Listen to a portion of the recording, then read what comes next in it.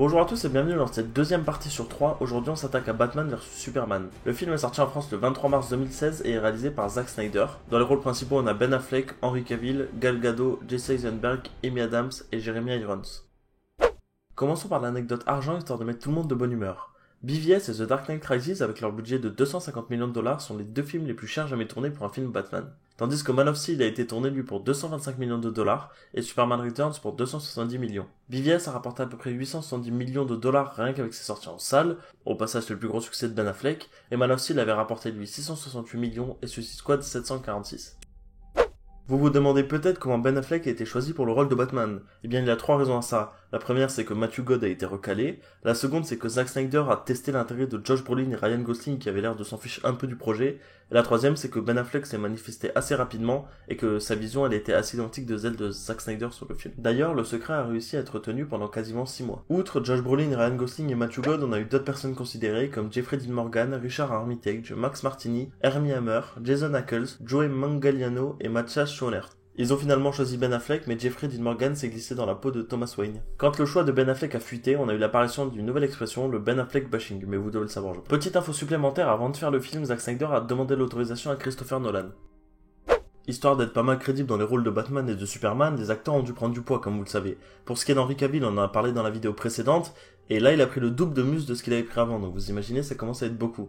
Pour ce qui est de Ben Affleck, lui il a pris 14 kg de muscles et il a perdu 8% de masse graisseuse. En fait à partir du moment où il savait qu'il allait être pris pour le film, il a commencé à s'entraîner à raison de 2 heures par jour. Pour ce qui est de Gal Gadot alias Wonder Woman, elle a réussi à gagner en masse grâce au kung fu, au kickboxing, aux épées, au jujitsu et à la capoeira. Si je vous dis Patrick Tatouboulos, est-ce que ça vous dit quelque chose ? J'en avais parlé sur ma vidéo d'Underworld, c'est un chef décorateur et un spécialiste des effets visuels qui est français.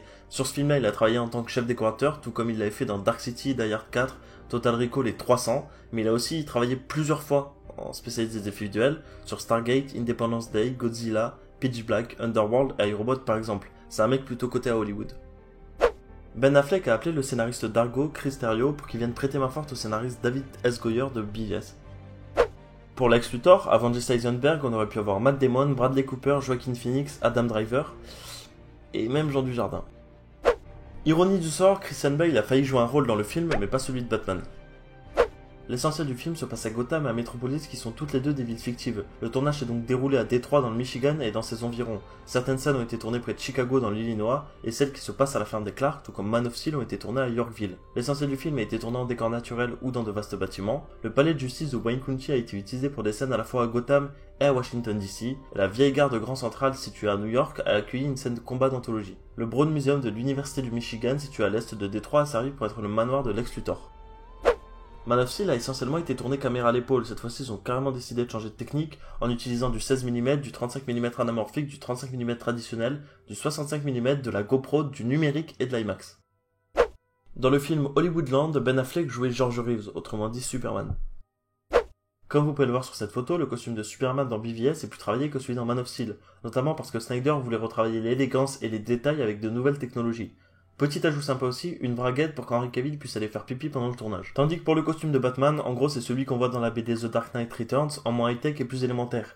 Ils ont commencé par passer le corps de Ben Affleck au scanner pour créer son mannequin, ils ont ensuite imprimé une peau grâce à un modèle numérique. Pour le costume, il a d'abord été sculpté dans de l'argile avant de le numériser grâce à un scanner portatif. Ensuite, ils lui ont donné une consistance de cuir, et c'est là qu'a commencé tout le travail technique des détails notamment. Peu de temps après la sortie du film en salle, le réalisateur a révélé que 2 autres ennemis de Batman ont failli voir le jour, le Joker et l'Homme Mystère. La photo que vous voyez ici a été prise lorsque Batman mène l'enquête dans un fight club. Ce n'est pas la main de Ben Affleck qu'on voit, mais celle de Zack Snyder qui fait un petit caméo.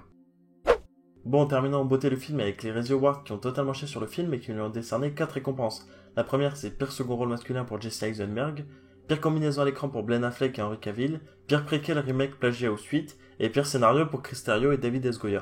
Étant donné que le film est pas mal controversé, n'hésitez pas à me dire ce que vous en avez pensé en commentaire, j'aimerais bien avoir votre avis. Je vous remercie d'avoir regardé cette vidéo et je vous retrouve mardi pour Wonder Woman.